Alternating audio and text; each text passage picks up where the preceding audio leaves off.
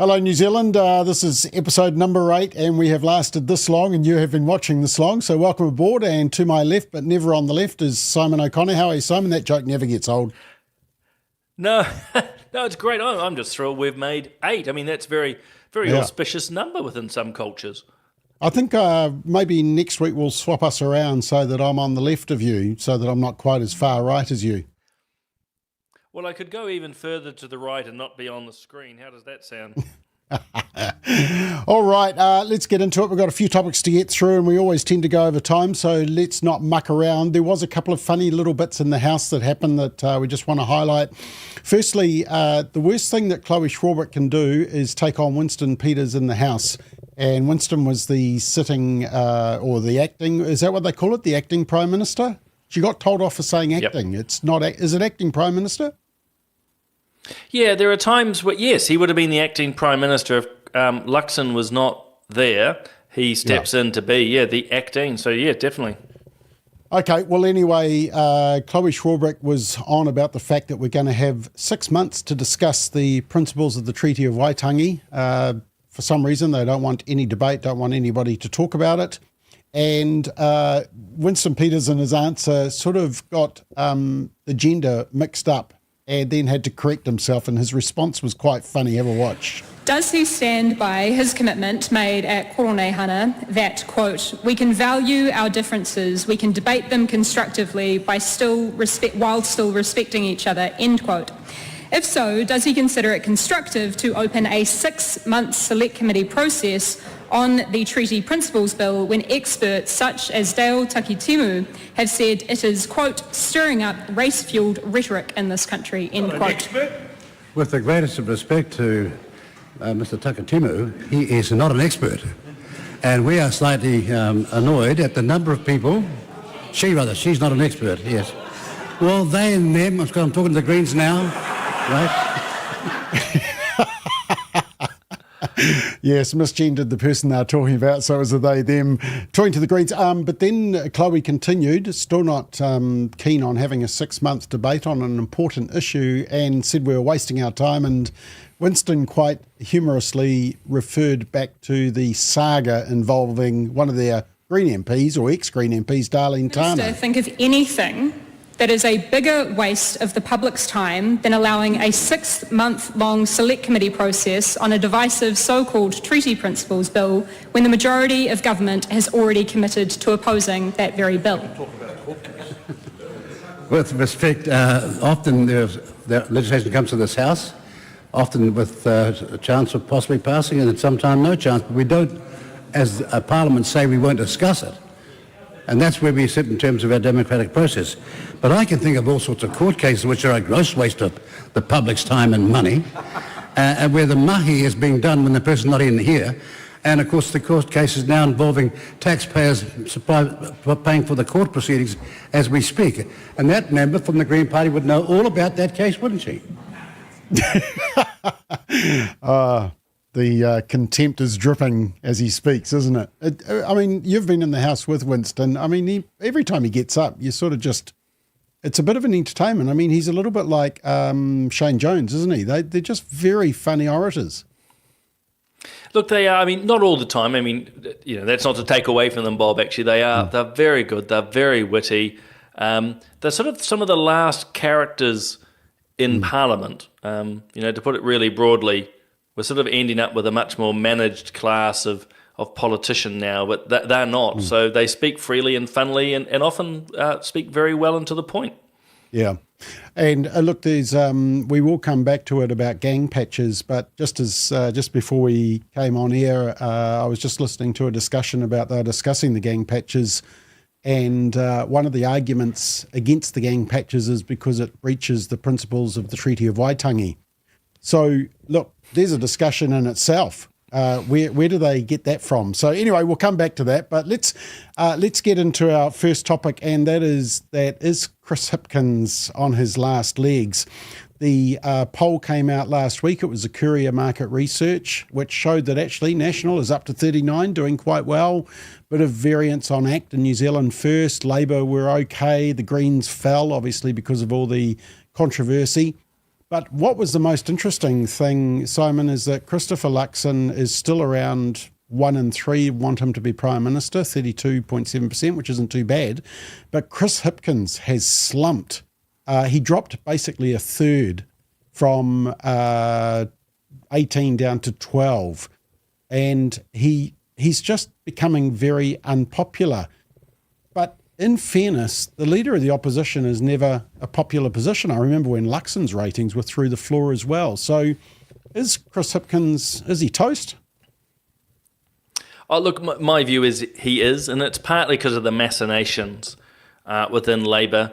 And to be fair, once you're in opposition, there's always machinations. A lot of people talk, Bob, about party unity, particularly when a party is won. Well, the unity doesn't come because of any great leadership. It comes because the leadership has all the baubles and privileges to hand out. And so the opposite is true. Once you're in opposition, there's no positions to give away. There's no cabinet post. There's no nothing. And so egos rise to the surface. So, Hipkins is not firing. He's not really speaking all that frequently. He's very rarely on TV or radio. He's once again caught up in the infighting with Labour around their tax policy, that is capital gains or not. So he's struggling for relevance, and consequently, I think maybe that's what I'm trying to get actually very quickly. He's not so much unpopular, it's just not relevant. Yeah. And then, to be fair, Luxon's ratings, while good, should to be honest, be higher for a sitting MP. They'll be worried on the ninth floor that, normally your ratings are high at the start and they fade away. So if this is his datum point, he better hope for some remarkable turnarounds. I was trying to think of examples of where someone has lost an election but come back and won the next one. Look, I know Bill English lost an election in 2002, but look, he had a 10-year period before he came back and won in 2020, wasn't it? 2020. Yeah, 2020. No, 2017. 17, yeah. Yeah. So that's the only example that I can think of where you've had someone lose an election, stay in opposition for 3 years and then come back. Generally, they roll a loser, don't they? Look, they generally do, and I think it's got... I'm not a great political historian. There'll be other former MPs and others would be able to say it remarkably better than me. But no, long and short, once you've lost, you're a loser. And I don't mean that in a nasty way. And so your parties move you along. And it's more so under MMP now. I think it speeds things up. So I won't get academic on it, but MMP makes it even more certain that someone's rolled. So look, you and I have talked about it before, Bob, if I'm not outing you there. But I mean, Hipkins' time is toast. McNulty and others are circling quietly. Okay, we'll watch this space. Now, once again, Winston came out with a zinger because he's had a funny week, I would say, like you say. Not a lot of substance, but entertaining. And Chris Hipkins is obviously going overseas. He's going to visit Sir Keir Starmer, the Prime Minister of the UK, who is tanking in the polls as well, despite being the Prime Minister. And in the House, Winston Peters thought he would ask our Prime Minister this question. Winston Peters. Could I ask the Prime Minister, does he not think he should contact UK Prime Minister Keir Starmer about a visitor soon to come to his conference and warn him that sliding polls are contagious? Well, no, I think... Yeah, okay, right. Anyway, he's had a good week. Let's get on to our second topic. And look, sorry to say this, but the heading I sent you, Simon, was "The Public Think Politicians Suck." I've sort of made it a bit more politer, and that is because at every New Zealand general election, a group of academics basically survey the public about their attitude towards politicians. It was called the 2023 New Zealand Election Study, and it was presented last week at Victoria University, our favourite university. And at each election, the survey asks to what extent respondents believe that most politicians are trustworthy. And what they found was that politicians were ranking at about 2.87 out of 5. So 5 means totally trustworthy. But as you can see, it has been dropping since 2017. In fact, since you left, Simon, it's just completely tanked. Nobody has any trust at all. But the interesting thing is that as well as that research, Edelman PR company which is an international global company, publishes a survey about public trust in authorities in general. And they do survey New Zealand as well. Now, these haven't been formally published, but they were presented at the conference last week. And just a couple of charts to look at. Firstly, they say that businesses remain the only trusted institutions, but you can see media there at 36%, and politicians, surprisingly, more trusted than media at 48%.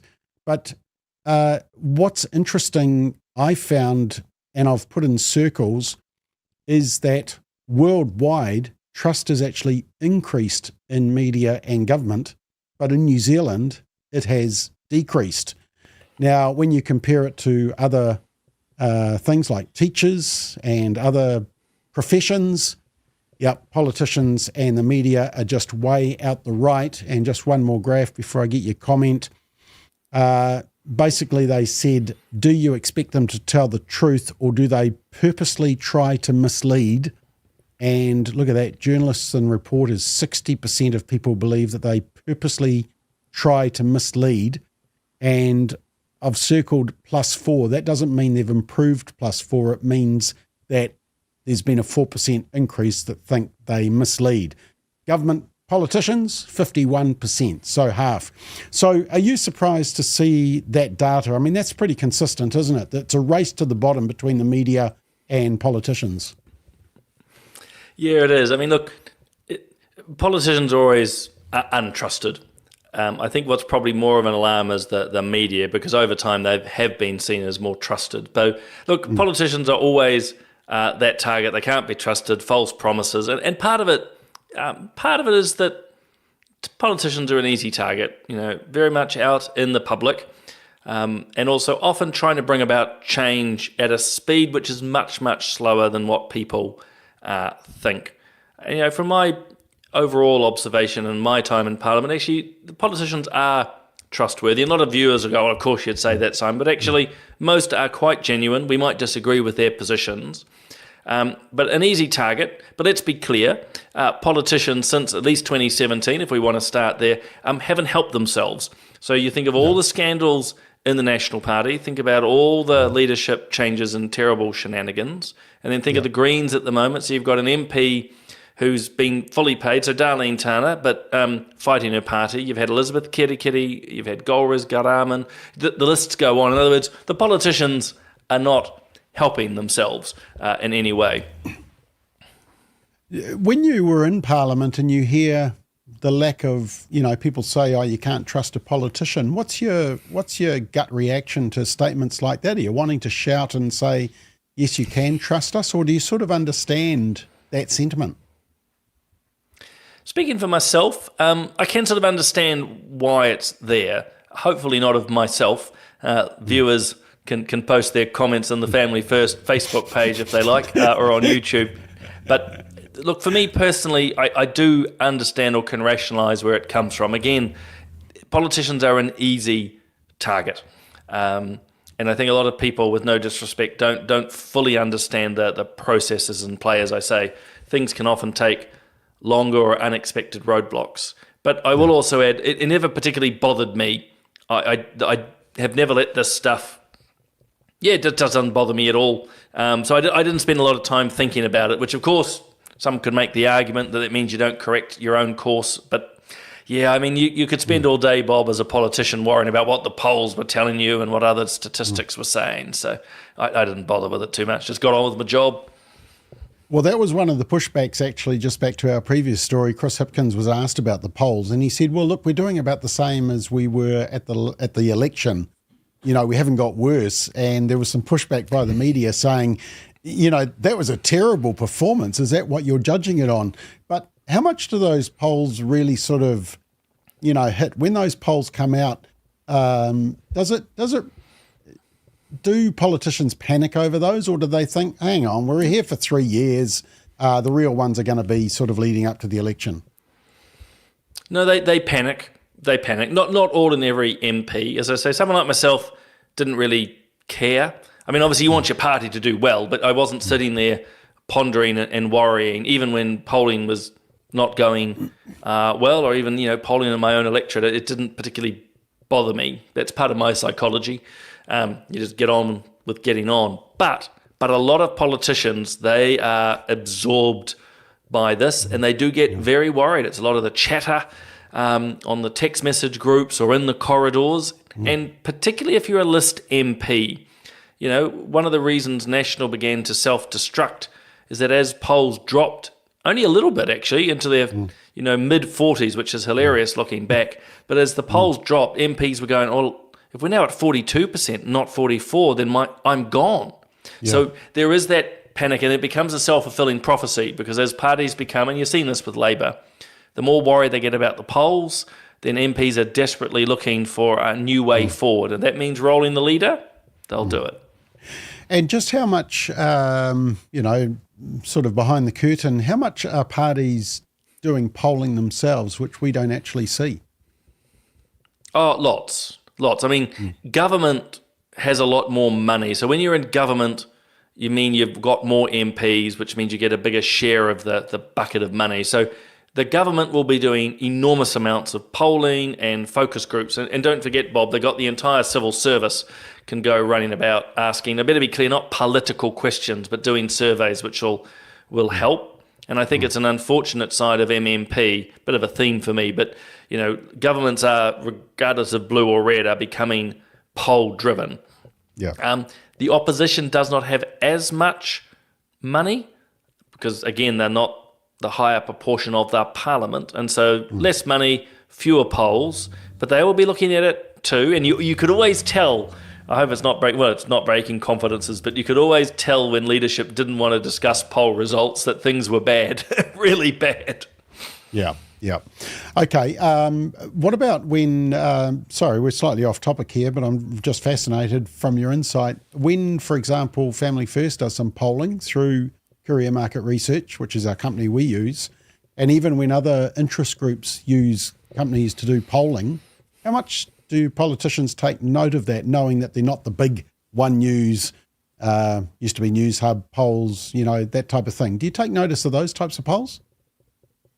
Yeah, you do, but context is important. So, the short answer is yes, there is value in them. And certainly in my time, people did take note of the likes of your Family First polls. But again, context becomes rather important. First and foremost, is it a topic that's relevant at the time? And that's vitally important, because a lot of groups, lobby groups and likewise, might do a poll, but if it's not something immediately before the Parliament, with politicians being busy, they might not take it on board. The other is, and it's simple pragmatism here, if the political party or the leadership of the party has decided that the direction is X, we're going in this direction, it really doesn't matter what the polls are saying, unless it's going to lead to a dramatic change. In other words, polls are great, but with your own advocacy work, Bob, over the years, you've got to be able to use polls to drive members, supporters, and the wider public to then take action. Yeah. Okay, you can comment through Family First Facebook page and also through YouTube. You may be watching on other social media accounts, but that's how I get your comments, through YouTube and Family First on Facebook. Let's just have a look. Neil says that Mr. Peters has a point again. Rosie says someone needs to tell Chippy that when you're in a hole to stop digging. Ricky says maybe Kiwis smell the BS better than the rest of the world. Might be right. Pene says during the asbestos scandal in South Auckland, there was only one politician that was a great help. He was very approachable, trying his best to broker a solution to the thousands of residents that were affected. The Parliament of the day and the rest were as useful as a full ashtray. And I like that line. And Neil says David Lange, as Prime Minister of a disintegrating government, referred to some of his backbenchers as poll-driven fruitcakes. So maybe there's some truth to that. All right, our next topic is related to that. I mean, maybe trust in the politicians has tanked because of their bad behaviour. Now, Winston Peters, once again, we're quoting Winston, he's had a good week, has claimed that Parliament is in a state of decay, and they were irked by the fact that a Te Pāti Māori MP, Takuta Ferris, was using a laptop while delivering his address. Let me just show you this clip, because I want to just hear a bit about what the standards are in Parliament, Simon, but The this is what standards of this happens. House have fallen in just 3 short years. And we're in a slippery slope, of endangering and losing further what used to be in this Parliament. Look, Harry was right when he said that. He said standards mean that people are usually going to conform to them and behave themselves better. But I've never seen this Parliament in such a state of decay. And I wasn't here at the beginning of it, but I've been here for a bit of the time. Yeah, no, he wasn't. But he said what we've got here is people walking in, T-shirts, sneakers, bare feet, lack of respect for the House, lack of respect for the country, and utter contempt. I think we discussed this previously, Simon. I just looked up our notes and we were talking about the other Te Pāti Māori MP, the young one, Hana Rafti Maipi Clark, who had the laptop labels on her laptop. And also we talked about the treatment of ACT MP Karen Chua. So, well, firstly, just explain what are the standards. Are you allowed to use speech notes? Are you allowed to use laptops when you give a what do you call it? Your speaking engagement, your speaking time. Speech, yeah. So the expectation is that you actually speak off the cuff or extempore. It's perfectly fine to have some written notes, but not a full set speech. In other words, what they don't want, what the Parliament doesn't want, is people turning up reading a literal 5-minute verbatim speech. And the reason for that, Bob, is that it's unlikely to be your thoughts. Some secretary, some PR person has written a 5-minute speech which you've literally just picked up and you just boringly read back to the Parliament. So the hope, the expectation is that MPs actually speak from their mind and heart, that they're actually speaking themselves. So having a few notes is not a problem. I mean, most of the time I just spoke what was in my head. Some of my more famous speeches had no notes. But, at times you might have a piece of paper with, 4 or 5 literal bullet points. That's fine. But once you're now onto the laptop side, it's twofold. One is you probably are reading a speech, and you can work that out pretty quick. And secondly, you're not really meant to have a device, a thing, a prop in front of you. Again, it's just part of the decorum. So basically, a laptop, it's not needed. You should be able to speak. And I'd say that doubly so for that particular MP. They'd make a big thing of oratory on the marae. And yet somehow when they come into Parliament, they can't even deliver 5 minutes without a laptop. It's a bit odd. Okay, what about the standard? I mean, I think we talked about, is it Sir Lockwood Smith was saying that he turned up to the opening of Parliament and he couldn't believe how much the standards had dropped. Of course, we're dressed impeccably tonight as expected, but it does seem that there's some interesting standards happening in Parliament now, which would never have happened beforehand. In fact, I was watching the Winston video and I noticed that the whole New Zealand First Party suit and tie, there was obviously that standard that he expects. But did you notice it start to drop even in the last 6 years? Oh, look, definitely started to slip. And look, some people will go, look, surely, men having to wear a jacket and tie, and women, when I first started, had to cover their shoulders. T-shirts, particularly with slogans, weren't acceptable. And yeah, it might seem a bit weird or draconian, but actually, once you step away from having a relatively high standard, you end up with just a bit of a mess, and that's what you end up with now. So you've got dishevelled, no ties. And then you go again, I hated Bob. There's bad phrasing. I hated wearing ties, Bob. But, it's a standard. But it's no surprise now. Jeans, T-shirts, slogans, it's just, where do you draw the line? And it does become slovenly. And I would make the argument, which I suspect Steve Mahari and Lockwood Smith and others would make, that, once you've lost that sort of professionalism in dress, it then reflects in the professionalism or lack thereof in language and decorum. Yeah. Okay, let's continue. And look, we talk a lot about, obviously, political playback. We talk about politicians, but we also talk about the media's coverage of all of these issues. Now, this next story is an interesting one because basically it's looking at the conflict that's going on between politicians and the media. Now, TVNZ's Q&A says that it's been trying to get Christopher Luxon on for a whole year, And they even did a little bit to camera at the weekend about it. We've had many messages from you in recent weeks and months about politicians who are prepared to be interviewed on Q&A. It's now more than a year since Christopher Luxon was last on this show. He's actually never been interviewed on Q&A in his capacity as Prime Minister. We've requested him many times. We've asked his team what dates would suit. We've tried to work in with what is obviously and understandably a busy schedule, but so far he hasn't appeared. Just for the sake of context, we went through our records and the last national Prime Ministers, Sir Bill English and Sir John Key, were interviewed on Q&A more than 4 times a year on average. During her time as Prime Minister, Dame Jacinda Ardern was interviewed on Q&A twice a year. We think there's democratic value in putting questions to politicians of all stripes, and we hope the Prime Minister agrees to be interviewed soon. Okay, well, even if they can't get the Prime Minister, my understanding is that they're going to get someone better and that Simon O'Connor is on Q&A this Sunday morning. Is that correct? That's right. That is. Yeah, I'll be there talking on some big ethical issues. Okay, fantastic. We will find out about that.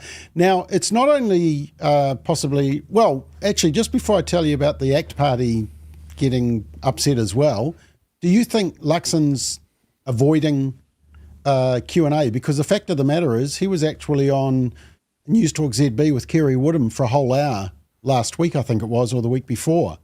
So he's got... there's no such thing as we don't have time. We've got time. It's what we prioritise with it. So do you think Luxon's avoiding Q&A? Oh, 100%. Yeah, he's avoiding it. I mean, look, this is, not to blow wind into the sails of TV1, but actually, Q&A is probably the foremost long-form political discussion show. Whether you like what they discuss or how Jack presents himself or asks questions, it's a choice. It's a very deliberate choice to not go on. I would only speculate that they're worried about what would be discussed or how Luxon might perform. But let's be clear, it does come with a cost because the public do pick up. And that's why they did that piece to camera. They're trying to embarrass him. And it does come with a cost. If you choose not to go on, the public notes. And, I know this is another example, Bob, and it's from overseas. But, it's like with Kamala Harris avoiding interviews. You win by not having to face the tough questions. Yeah. But people aren't stupid. And they go, Why are they avoiding? What are they avoiding? Okay, well, David Seymour, the ACT leader, says that his MPs are refusing to go on Radio New Zealand's Morning Report, so they will go on other shows, but not Morning Report. He said it was because of their rudeness off air, that they were only interested in having ACT on if it was a hit job. And apparently he said that they got really upset because ACT called its State of the Nation speech back in 2020 as Make Aotearoa Great Again, MAGA. And he said that labelling drove them nuts.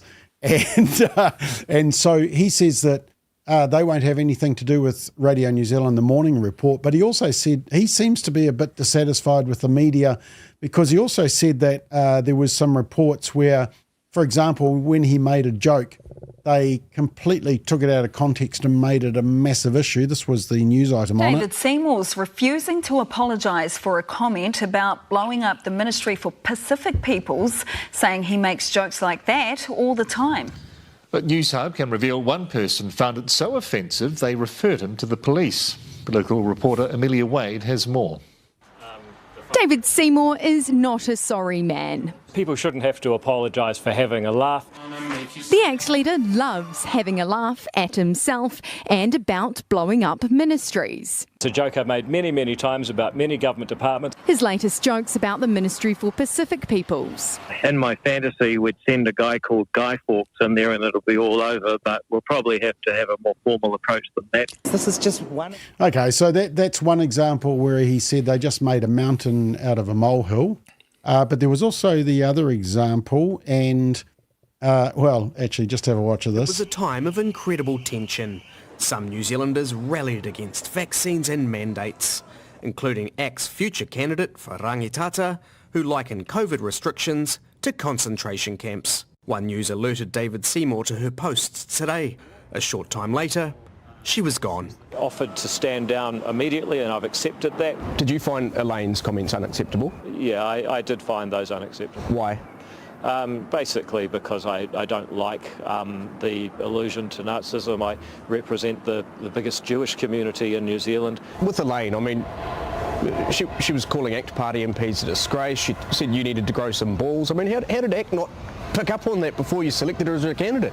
You've got to look through, literally hundreds of thousands of comments. ACT's Waikato candidate posted this during the pandemic, linking a spate of summer drownings with receiving the vaccine.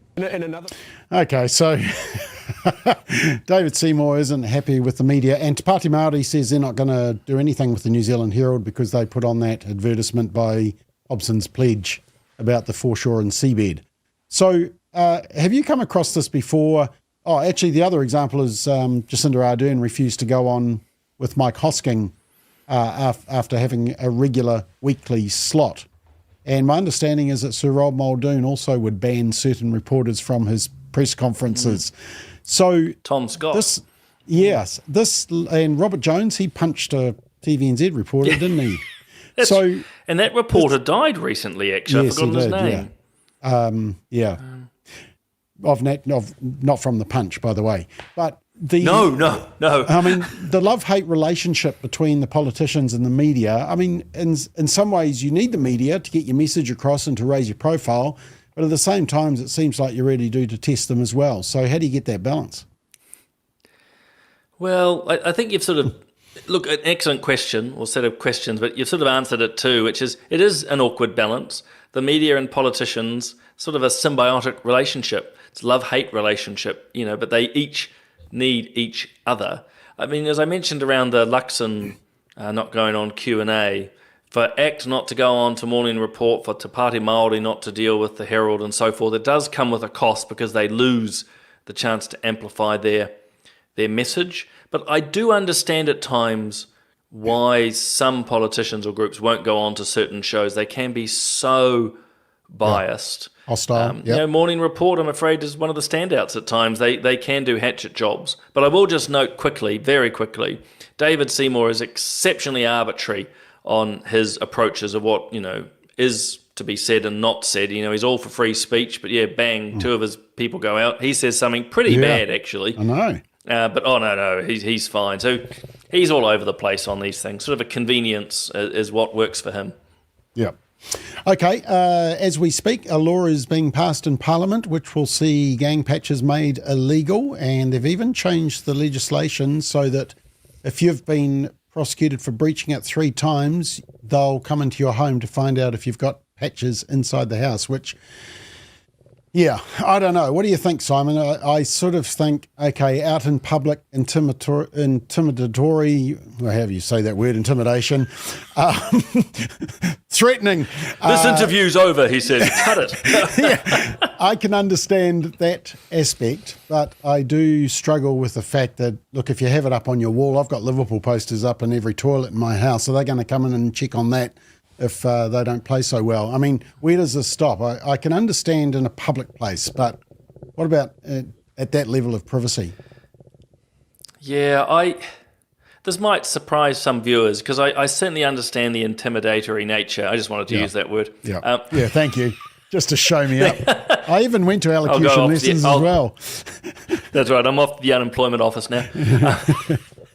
I can certainly understand the intimidatory nature of these gang patches, and I think you've nailed it, Bob. Out in public and so forth is one thing, but there's a part of me that does lean into, again, that free speech, free expression, and what's the next patch? What's the next sign that's going to be removed or deemed as offensive? And so I do get nervous about these things. And I know it's the slippery slope argument and all of that, but it does make me a little nervous. And triply so once it's all of a sudden, well, there's a patch in your house. Well, I mean, that shouldn't be offending, John and Lucy out in the public square. And even now about cars, there's a bit of furore if there's a gang patch in the car. It just, it makes me nervous. It makes me nervous. I think the danger of it is that it's given the opposition a chance to use that little issue as get rid of the whole bill, and yet there was actually a press conference earlier this week where the police were talking about the 3-year police investigation into the Comanchero motorcycle gang. And the senior police said that the patches were really a license to print money. You get the patch, you then become part of the gang, and it's part of the illegal criminal activity. So, see, I can understand the bigger picture about banning the intimidation of gang patches. Rosie says Rotorua Central Mall has banned gang patches. You're not allowed to enter the mall. Yep. So I can understand it in public places. But to me, by the government talking about in a house, it's an overreach, which means it's given fodder for the opposition. And I think National have sort of lost a bit of the public support on this. Do you think? Possibly. I suspect they probably won't have lost much public support. People don't like gangs. People are fearful of gangs. They're concerned about the constant crime. I mean, God, you can't pick up the paper without seeing someone else being shot. It's pretty bad. But you're also quite correct, Bob. The patches aren't just bought. They are earned in inverted commas. And so, I think you can construct a fairly robust and legal case of why they should be banned. But if I'm not conflating issues, just look at how media have approached ads that you've wanted to place in the paper. Groups that wanted to put up a poster saying, "What is a woman?" These aren't patches, but these are now deemed unacceptable. And so, again, you could argue I'm conflating things here, but I'm genuinely worried about a society that's continuing to regulate more and more and more about what you can say and what you can express. And so, a gang patch in your private house, that's your business, actually. It's not really intimidating anyone. In fact, it might help the police when they raid the home to go, "Oh, yeah, that guy was a patch member. Jolly good." Yeah. Okay, because actually, interestingly, and I think it's a good point, Pene says, I say let them wear their patches, then we know who they are. I mean, there's actually some merit to that statement, because even without the patch, they still will try and come across as intimidating, won't they? Your counterpoint, though, earlier, though, Bob, which I think is what the government relies on, and I can lean into, which is it really is a cachet. It gives them a huge kudos within their own circle. So to strip them of that harms them significantly. Yeah. Okay, let's move on. And the next topic we are talking about, just to get my list right. Yes, the privilege of green mayors. The first one is Tory whānau in Wellington. And, let me just play this little interview. She says she's not coping financially at a time of a cost of living crisis and mortgage rates going through the wazoo, mainly because she's the mayor, maybe. Hang on, let's have a look. Yes, things are tough, but we really have to work together to focus on solutions. Do you feel it? I mean, you get your salary and you get your car and you get all the perks. I mean, that's fine and that's great and you deserve it. I'm not trying to take anything away from that. But do you actually feel what we as Wellingtonians are feeling right now? Yeah, look, I don't want to downplay the privilege that I have, right? So I am the mayor of the city. I have a house, and I'm very thankful for that. However, I've just sold my car recently to kind of help pay the bills, and I walk to work again, and my mortgage rates have doubled in the last few years. So I'm feeling the crunch as well. Okay, so Wellington Mayor would be on about, 190,000 with all the perks and getting a lot of functions with food and all that type of stuff, lives in an apartment in the city, and mortgage rates double. I don't know how quite she got to that unless she purchased a bigger house. But it's interesting. I mean, she says she is privileged, which of course is classic critical theory. She's privileged in that area, but can she complain? I mean, it just sounded tone deaf. Oh, look, I think it is tone deaf. I mean, she's welcome to complain. Look, I genuinely worry about it. Look, I don't know her, not in that sense, but I mean, there does seem to be a person sort of imploding in a whole number of levels. And she won the lottery years ago, $1 million+. She's on, as you say, 180,000 plus a whole lot of other additional perks, which again, like the reporter interviewing her, we don't begrudge her that. But honestly, if you can't manage with that, what on earth is going on? Mortgage rates are actually coming down. at the moment. It doesn't make life stunningly easier, but it just doesn't make sense, Bob, at all. And what is it?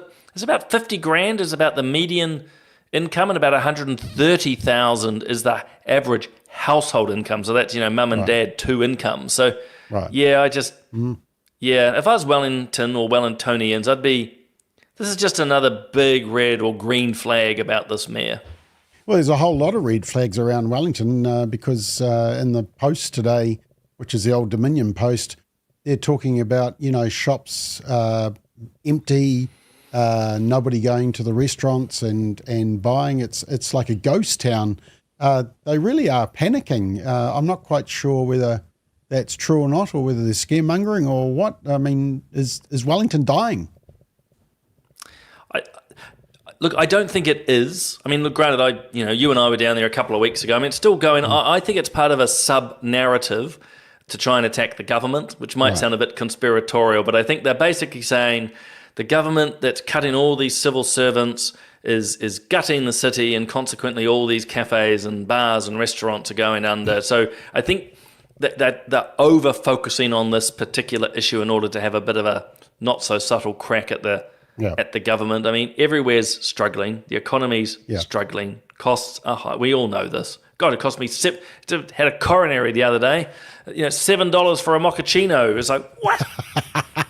I'm not doing that again. Back to instant. Now, speaking of mayors, that are Green affiliated, there was one in Dunedin called Aaron Hawkins. We came across him when there was this issue. A submitter got slammed because she said she didn't want dudes in the female changing room, and he said that was repugnant, those views.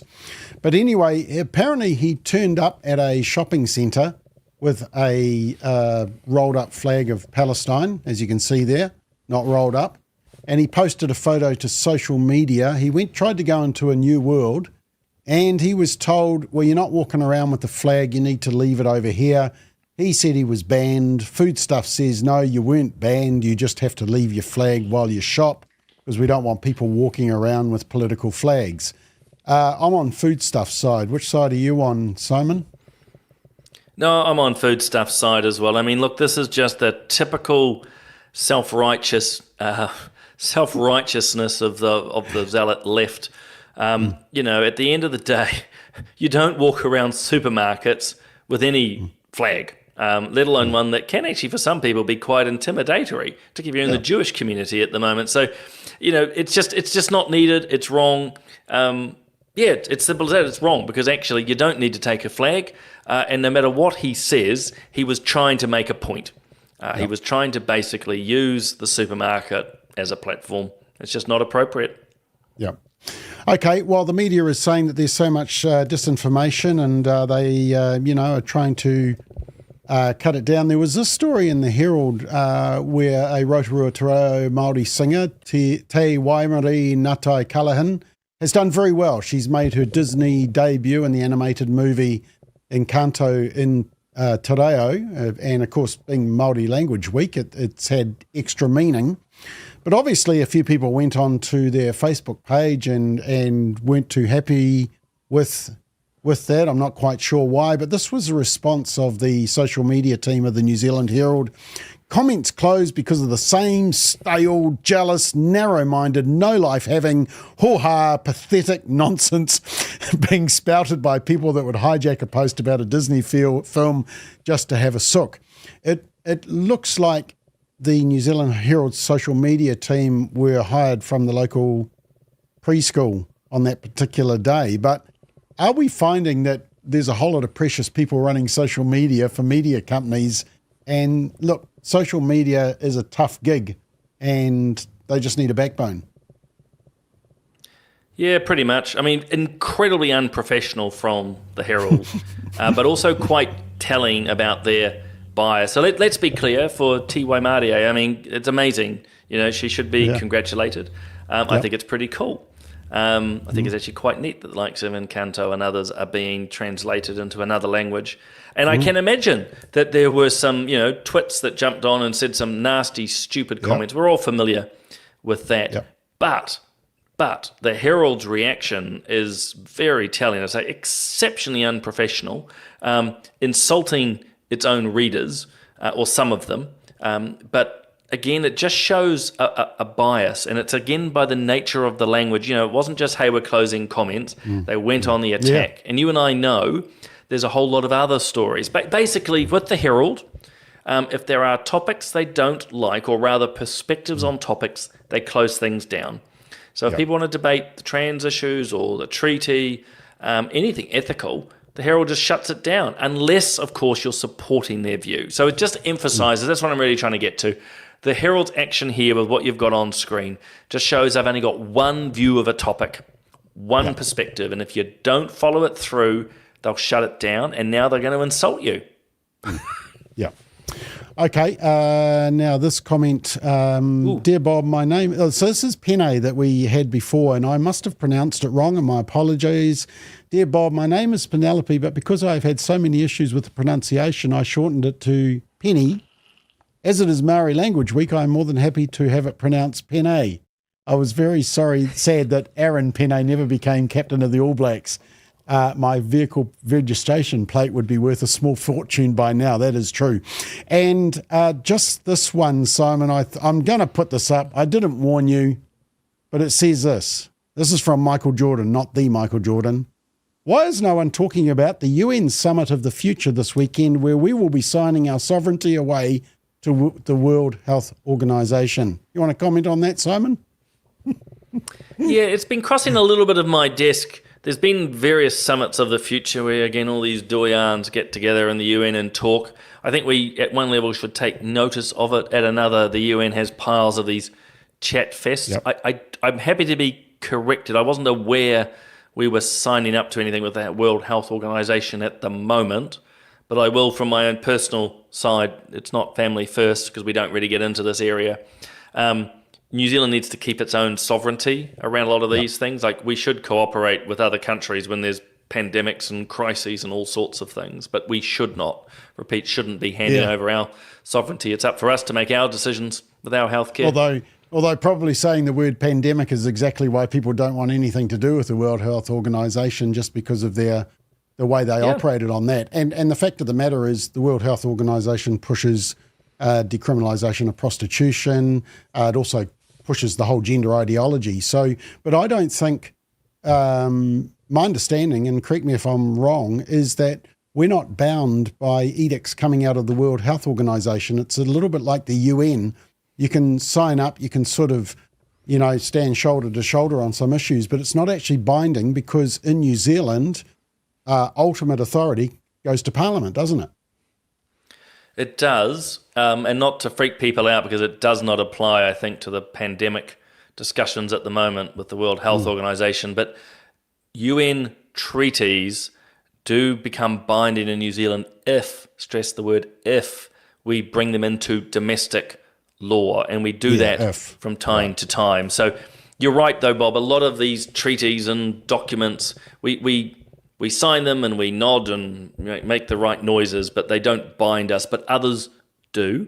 But you do require an act of Parliament to make them so. Okay, we've got time for one more topic, and that is just check out our Substacks. And I know you've been busy writing. Which of your Substacks this week would you like to profile? Oh, this interview's again over. So, Bob, you're far more prolific than me. No, I've been distracted this week, so I haven't written. But my one on euthanasia alarm bells has actually been picked up by Q&A, which is why I've been invited to come on Sunday morning and have a little bit of a chat. So I'll throw it back to you, because I know you've been writing. But have anyone invited you on to Q&A recently, Bob? No, I haven't been on Q&A since we got deregistered, and I think that was just a gloat at me.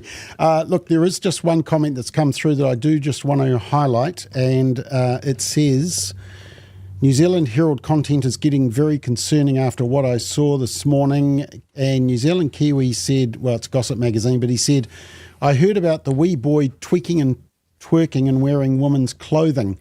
That is true, and actually check out the McBlog tomorrow, because I'm going to cover that exact issue. There was a pretty horrific video normalising basically trans for a 7-year-old. So watch this space. So just back to the Substack Simon, I did just update on the Victoria University and their study.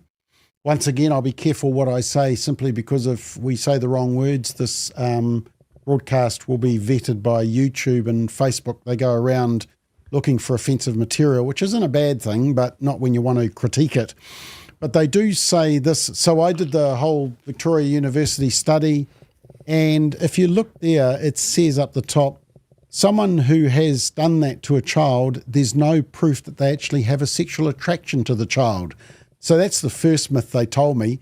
And then they gave me a whole lot of examples of normal-looking people, and you'll notice of the 3 examples here that they're all white males. Apparently they're the only risky people to watch out for, and they're all AI generated and look fairly decent, so they're normalising. And then they say this.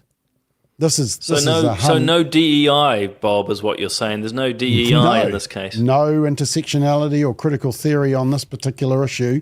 And they say this, look at this. There may be links between the impact of stigma, so our dislike for it, and an increased risk of offending against a child. In other words, they think that us being tough on the law and there being stigma against this type of action towards children will actually increase the likelihood that it happens. That's the mentality that was coming through, which, it's just ridiculous. Anyway, so that's what I've been doing. Anyway, look, I think everybody needs to watch Q&A on Sunday morning. What time is it, Simon? What time do you have to get up? Well, I have to be in studio, I think, after 8. I actually don't know what time it's on. I think it's on at 9. You think I know these things, but yeah. Let's see if the story holds. You've done a lot of media yourself, Bob. They can ask you to come on and pull the plug at the last moment. Yeah. Oh, there could be some disaster or some major breaking story, Bob has uncovered the fact that the AIDS Foundation is putting up dodgy posters all around the country, which are now being taken down because of complaints. Yeah. Anyway, that's another story. Actually, I know it's a distraction.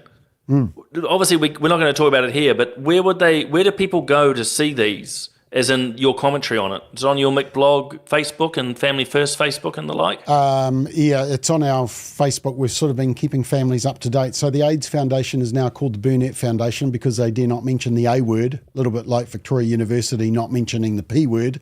This is all part of the masking, and they were putting up horrific posters, and they were outside dairies. They were not age appropriate. They were not public appropriate, and I think the ASA has been inundated with complaints and the posters have been coming down. But we're interested to know if they're still up in your area. You'll know the ones we're talking about by the Burnett Foundation. So we're on a bit of a campaign on that one. But anyway, Simon, you go and get ready for your Q&A interview. We're very excited about that. We'll be watching that. And for people who maybe miss it, we'll make sure that it's republished so that people can watch it. Important discussion because there's a desperate desire by euthanasia advocates to expand it, but hey, we're not surprised, are we? No, and actually, to be fair, depending on where the interview goes, it's actually good to see mainstream media being prepared to have an alternative view, because to date, mainstream media, as you know, has just been pushing lots of puff pieces about how wonderful it is. So no, it's good to have an opportunity to speak into that, obviously from my experience, but with the Family First hat on as well. Yeah. Okay, look, we're way over time, and I think I can smell your dinner burning, so you need to get back into the kitchen. And we will be back next Thursday night at 5 o'clock for Political Playback. Don't forget Straight Talk on Monday night at 8 and Solid Ground with Simon on Tuesday at 8 a.m. We have got you covered. Until then, have a great weekend.